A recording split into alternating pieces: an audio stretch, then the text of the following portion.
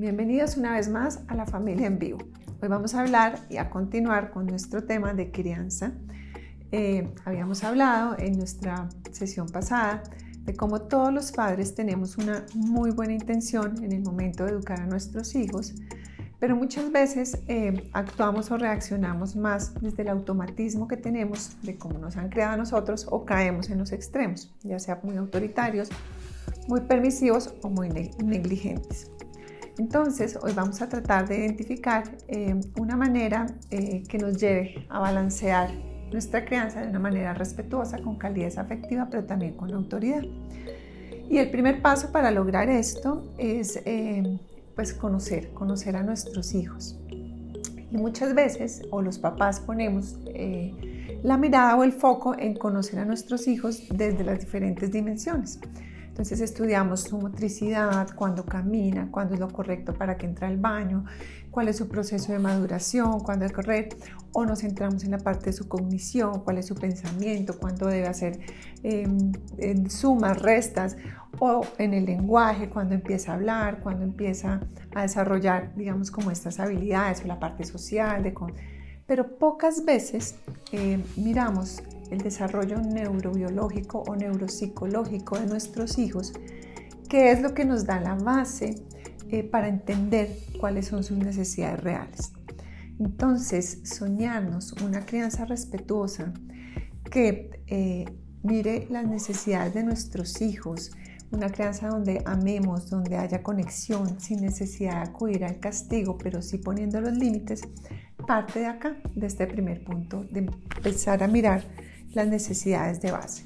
Entonces, pues yo quiero contarles un poquito cómo es importante que nosotros los papás, para poder formar en otras cosas, conozcamos el desarrollo del cerebro de nuestros hijos y entendamos cuáles son las necesidades que hay detrás de esto. Entonces, para ello quiero contarles un poquito y tomar como referencia a Daniel Siegel. Él nos hace un modelo del cerebro en su mano y yo quiero como replantearlo y tomarlo acá, donde él nos va contando cómo va creciendo el cerebro, y tener esta comprensión nos va a ayudar a nosotros como papás poder acompañar mucho mejor a nuestros hijos y, por supuesto, implementar esto en la crianza de ellos. Entonces, el modelo de Daniel Siegel nos dice básicamente que la palma de nuestra mano, desde nuestro brazo, es como la primera parte del cerebro, el tallo cerebral, que es la primera parte que se desarrolla. Nuestro cerebro se desarrolla de adentro hacia afuera. Entonces, esta primera parte del cerebro responde a un instinto de supervivencia que todos tenemos. Entonces, conocer o cuando nuestros niños o las personas estamos en un estado de alerta, cuando hay mucho estrés o cuando tenemos una situación de riesgo, esta parte del cerebro, vamos a imaginarnos esta primera parte, se dispara, se alerta. Entonces, hace que tengamos unas reacciones, ya sea de atacar, de huir o de paralizarnos. Entonces, cuando el niño está enfrentado, cuando un niño no se siente seguro, ya sea porque siente que le van a pegar en el colegio, porque siente que su ambiente no es seguro y representa para él un riesgo, pues posiblemente esta es la parte de su cerebro que se active y va a generar en él unas respuestas inmediatas. Hay que recordar que el cerebro de nuestros niños no está plenamente desarrollado y está en un proceso de maduración que va a tardar hasta los 25 años. Por lo tanto, conocer esto para nosotros como papás es muy importante, porque podemos ver como el trasfondo de sus necesidades.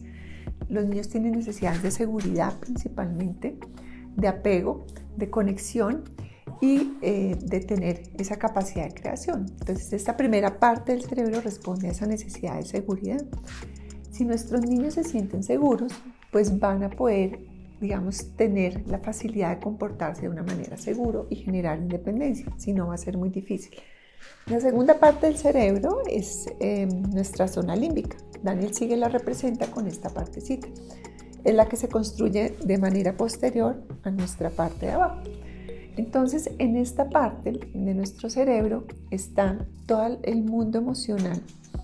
Y cuando claramente vemos nuestros niños con desbordes emocionales, cuando tienen emociones muy fuertes, cuando tienen rabias, cuando manifiestan y se descontrolan en su comportamiento, tienen pataletas, pues esta es la parte del cerebro que está siendo activada en este momento y es aquella la que se encarga de tener como este tipo de respuestas. Entonces, nosotros tenemos como padres que aprender a leer a nuestros hijos, identificar el momento emocional en el que están pasando para acompañar justamente ese momento y enseñarles a cómo regular, acompañarlos para que el niño logre lo que viene ahora, que es estructurar su cerebro y tener su parte pensante.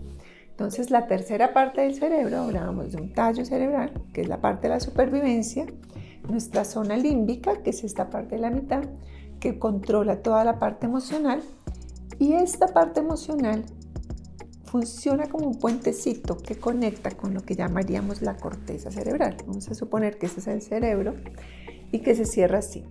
Esta corteza es lo último que se desarrolla en nuestros niños, es lo que más trabajo les cuesta, por lo tanto hay mucha inmadurez. Esta corteza nos permite a nosotros esperar, aprender, crear, razonar, todas nuestras funciones ejecutivas que nos permiten tanto el aprendizaje como la obediencia.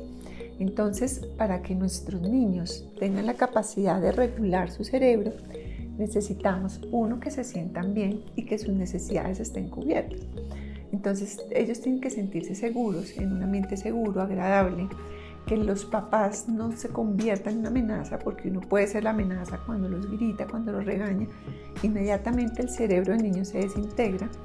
Cuando ellos, ante una frustración, un límite o una situación que los desborda emocionalmente, están así, pues no están en la capacidad en ese momento de pensar, de reflexionar, de aprender. Entonces están bajo un desborde emocional.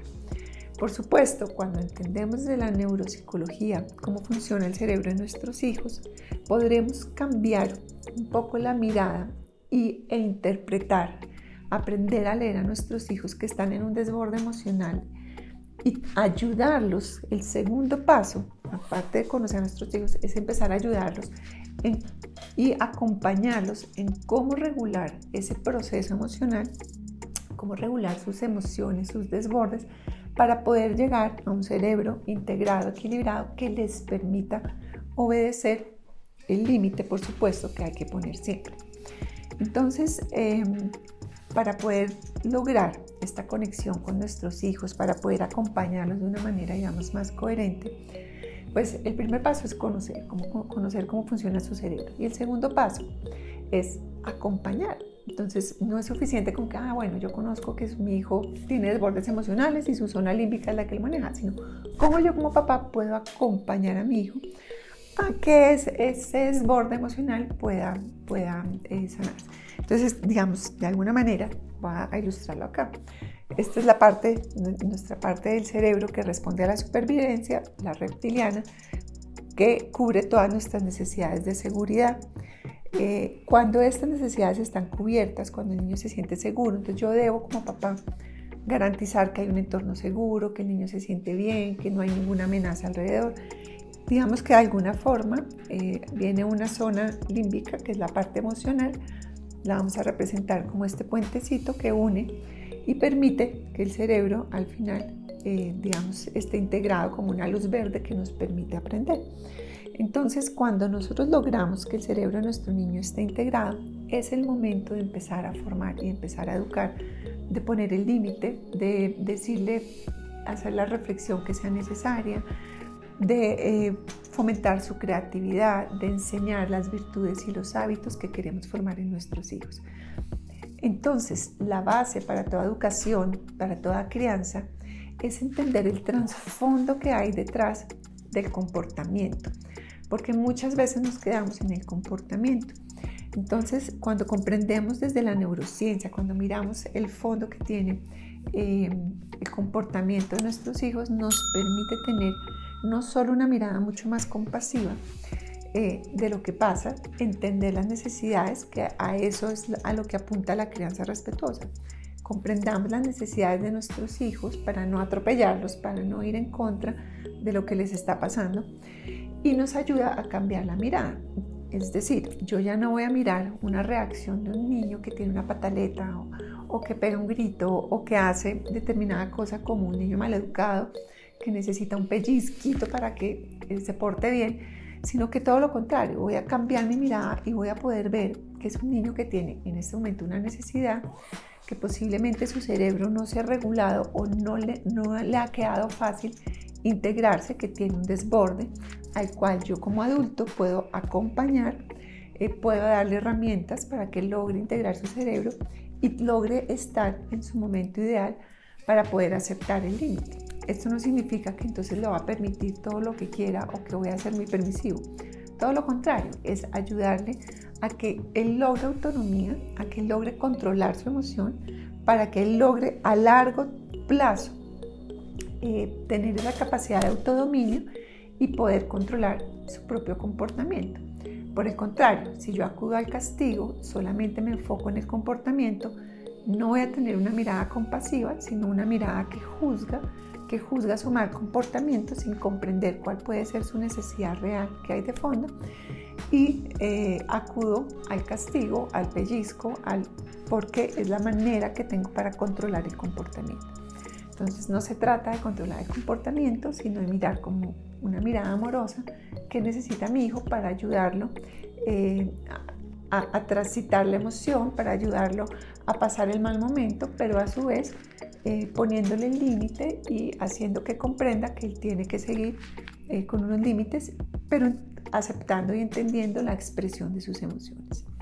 Entonces, entender este trasfondo pues nos ayudará a acompañar mejor a nuestros hijos y, por supuesto, a orientarlos para que tengan una mejor formación y una mejor educación. Sería muy interesante que nos viéramos en otro capítulo hablando de las consecuencias naturales de sus comportamientos, cómo evitar el castigo y cómo empezar a fomentar, digamos, unas consecuencias lógicas que ayudan a nuestros hijos a entender un poco mejor las consecuencias que tienen sus actos y a volverlos más responsables de sus acciones. Nos vemos en un próximo capítulo de Nuestra Familia en Vivo. Muchas gracias.